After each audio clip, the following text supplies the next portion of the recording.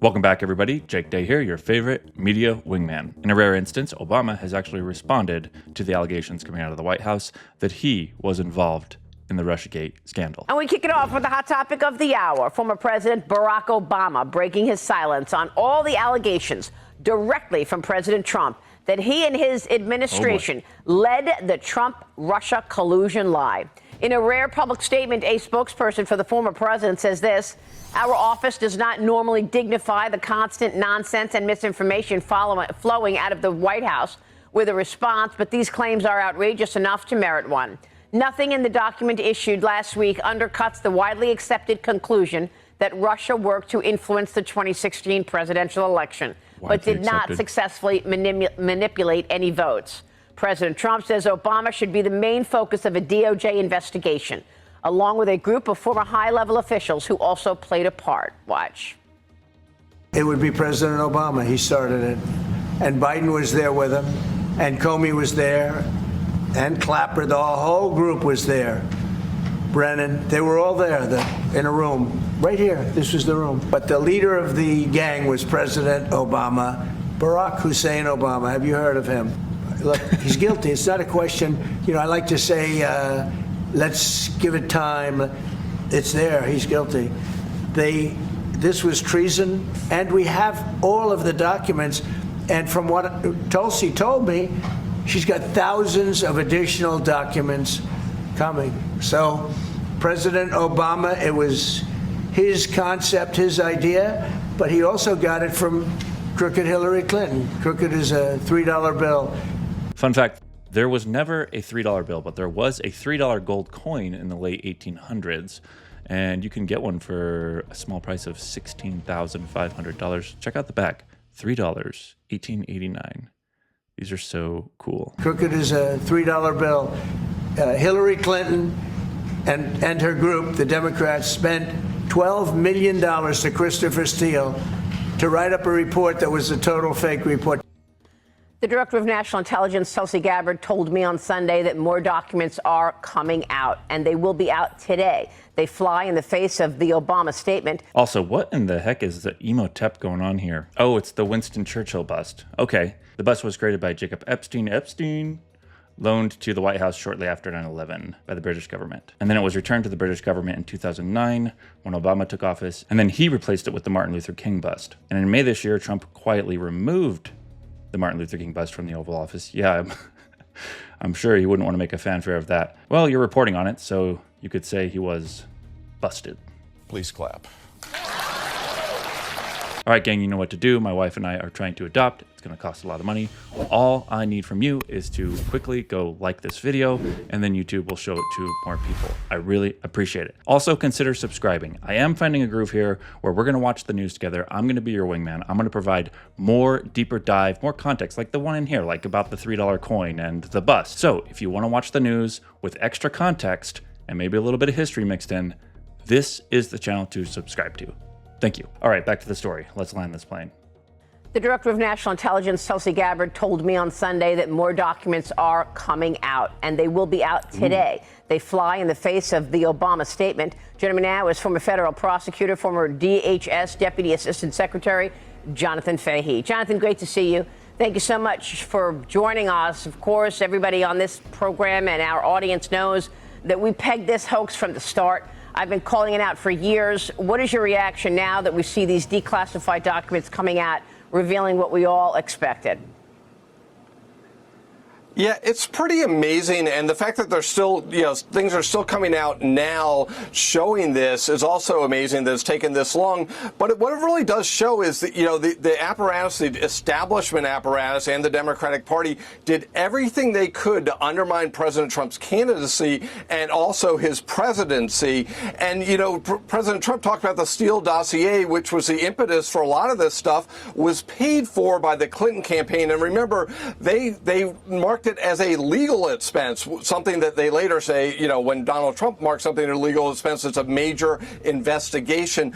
All of this stinks. And what's interesting about Obama's statement, he doesn't address the fact that Democrats were campaigning on this in 2018, including himself talking about, Russian interference and keeping our elections safe, when they knew the Russians didn't do anything more than they ordinarily did in elections. But they wanted people to think that the Russians not only interfered, but changed vote outcomes and things like that, which was, they never had evidence of that, but they wanted the American people to think that. So they always insinuated that.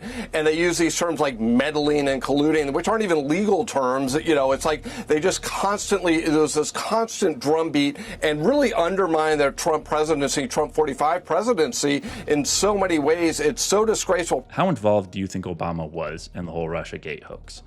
Do you think he knew that it was happening? He knew it was all a hoax? Do you think he was actively participating in it? Let us know below. President Obama would be far better off to take a little more humility and say, hey, there were a lot of mistakes made during our presidency, and the Democratic Party can learn a lot from that. But instead, they're almost doubling down because Donald Trump was never in their club, never in the establishment, and they did everything they could to delegitimize him at every step from the campaign to his presidency. Well, that's right. Well, and they also needed justification for why they lost to Trump. I mean, remember in 2016, that was a shocking win. I'm sure there were other reasons, but the biggest one in my mind was that they needed a scapegoat. And they did everything they could to delegitimize him at every step from the campaign to his presidency. Well, that's right. And remember at the time, Donald Trump was saying a lot about the need to, drain the swamp, change the way Washington worked, and they didn't like that at all. They wanted to hold on to their grip on power. But where do you see the criminality? Because this is going to be a criminal investigation. And back then in 2016 and 2017, I was having Devin Nunes on repeatedly when he was the chairman of the Intelligence Committee. And of course, if you're the chairman of the Intelligence Committee, you see things that others may not. That's why when Adam Schiff came out and said that there was collusion in plain sight, when he became the chairman of the Intelligence Committee, people stood up and took notice. But he could not have had any information that showed that there was collusion in plain sight, because we know that he saw what Devin Nunes saw. So was he lying? Did he lie to Congress? Is that a felony?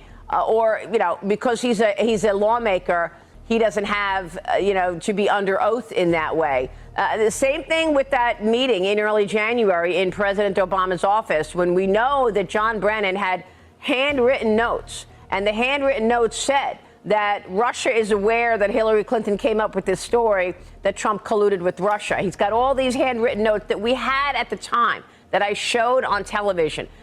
Did Brennan lie to Congress? Is that where the criminality is? Where do you see the criminality? And would you expect indictments at the highest order here? That's where I think you're right. I think where they're going to probably, if there are charges or an investigation, would be things like false statements under oath to Congress, where if you have, evidence that he said one thing and knew one thing here and then goes to Congress and says something else, it's a pretty clean, I don't want to say easily provable, because all these cases end up not being easily provable, but that is sort of a provable type of thing, a perjury, a false statement. Other types of things, are they conspiring to defraud the American people, and other types of things with this information? I think that's more and more complicated. And as you get into that, you get into the issues of immunity and things like that. But I do think things like the false statements, if they are provable, those are the types of things I think that will be investigated further. And it is important to know when something's referred to DOJ, it doesn't necessarily mean it will ultimately result in convictions or charges. It may just mean further investigations, because the agency that has the information doesn't have the ability to investigate or charge. So we don't really know, but I think it's going to be, they're going to dig deeper, probably talk to, interview people, put people under oath, and see where it goes. But it looks really, really bad. And you're right. It was all about protecting the fourth state, the bureaucracy. Yeah, and of course they had lots of quote unquote useful idiots. And one of the useful idiots were the mainstream media, because they went with it and sent this story viral across the world. But, Caroline Downey, jump in. It's like they didn't have an egg on their face. They had a whole freaking omelet. Here, because while they were trying to attack Trump more classified documents reveal that the FBI did not fully investigate Hillary Clinton and the use of her email server. Senate Judiciary Committee Chairman Chuck Grassley said under Comey's leadership, the FBI failed to perform fundamental investigative work and left key pieces of the evidence on the cutting room floor. This was right before and right after a major presidential election. Trump beat her, and they did not even investigate the fact that she had a server in her basement and was sending emails of from all over the world with all this classified information on that server. Because it was advantaging their preferred political candidate. Maria, I'm always amazed at how much of political opposition today makes Watergate look like a tea party. It's unbelievable. Thank you for watching. Don't forget to like the video. Also, YouTube thinks you'll enjoy this one right here. Check it out. We'll see you there.